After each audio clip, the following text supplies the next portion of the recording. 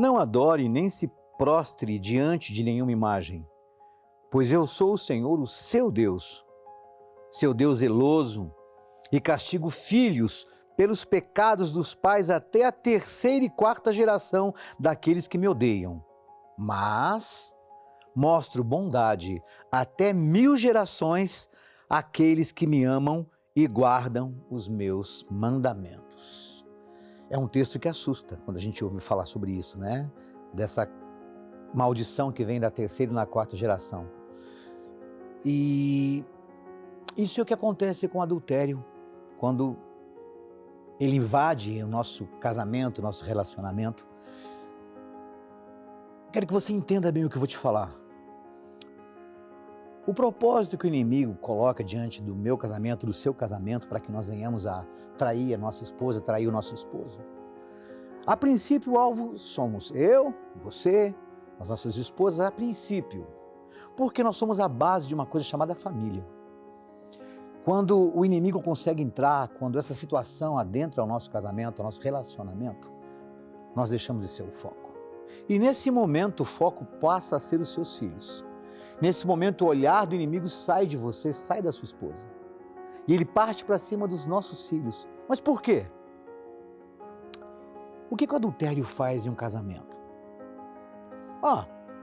Poxadinho, ele, depois que ele é revelado, ele pode ser acertado ou geralmente ele termina em um divórcio, cada um segue o seu caminho, ou a pessoa que traiu ou foi traída acaba decidindo ter uma vida com aquela outra pessoa. E é nesse momento que o maior perigo acontece, onde o projeto de Satanás começa a se construir na minha vida e na sua vida, na vida daqueles que cedem a isso. O que acontece? Eu quero que você entenda bem. A partir do momento que você permitiu que o adultério entrasse na sua casa, a sua família começa a ser destruída. Os seus filhos passam a ser visitados por espíritos, por situações, revolta, rebeldia, prostituição, violência, abandono, orfandade. Você consegue entender quanta coisa entra simplesmente porque você permitiu que a sua carne falasse mais alto do que você? Toda uma família, toda uma estrutura foi destruída, foi abalada, foi atacada, porque nós não vigiamos. E com esse cenário montado, o casamento atacado e a família prestes a ser destruída, acontece o quê? Uma geração de jovens, de adolescentes que não veem em casa mais uma base. Eles não enxergam mais na sua casa, no seu pai, o seu referencial, nem na sua mãe, o seu referencial. E eles começam a buscar aonde? Fora de casa. Começam a buscar naquele amigo, naquela amiga, naqueles conselhos, naquelas festas. Por quê? Ele não é compreendido, ele não tem mais o papai, não tem mais a mamãe em casa. Mas isso é normal, Edinho. Não é normal. A família é o projeto normal.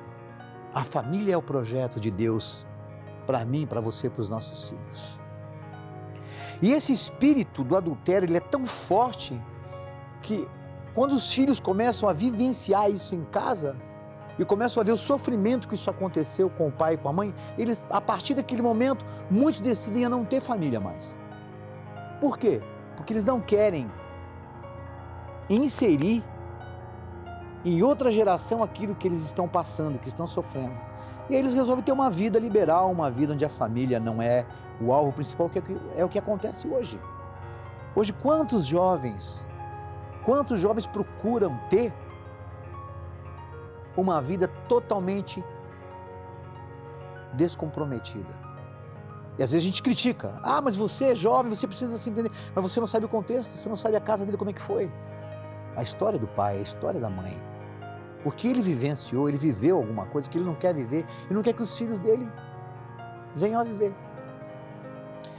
E essa maldição tem que ser quebrada na vida dos nossos filhos, por mim e por você. Nós precisamos nos posicionar contra o adultério de uma forma poderosa. E eu falo isso com muita bagagem, com muita experiência.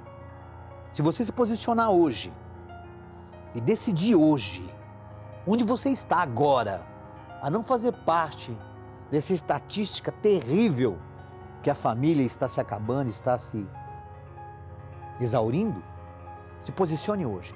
Porque a palavra fala que o Senhor amaldiçoa até a terceira e a quarta geração. Mas para aqueles que seguem a palavra de Deus, que seguem aquilo que está escrito nas Santas Escrituras, o Senhor abençoará até a 1000ª geração. Nem os meus filhos, nem os seus filhos, os nossos filhos não comerão das uvas que nós um dia comemos. Edinho, eu nunca vivi uma situação como essa. Que bom! Edinho, estou vivendo isso. Essa é a minha realidade que eu vivo hoje. Então, a partir de hoje não vai ser mais. A partir de hoje você vai se posicionar. E você vai falar, chega, porque você tem uma família que está te olhando. Existe uma geração de filhos, uma geração de netos, uma geração de bisnetos, uma geração inteira sedenta, procurando referenciais tão escassos hoje em dia. Eu espero que hoje você pare e pense muito sobre tudo que o Senhor falou ao nosso coração. E não se esqueça, através da sua vida, você que está me ouvindo, entenda bem isso. O Senhor vai abençoar até a 1000ª geração, seus filhos, seus netos, bisnetos, somente se você ouvir a Deus. Deus te abençoe. Até a próxima.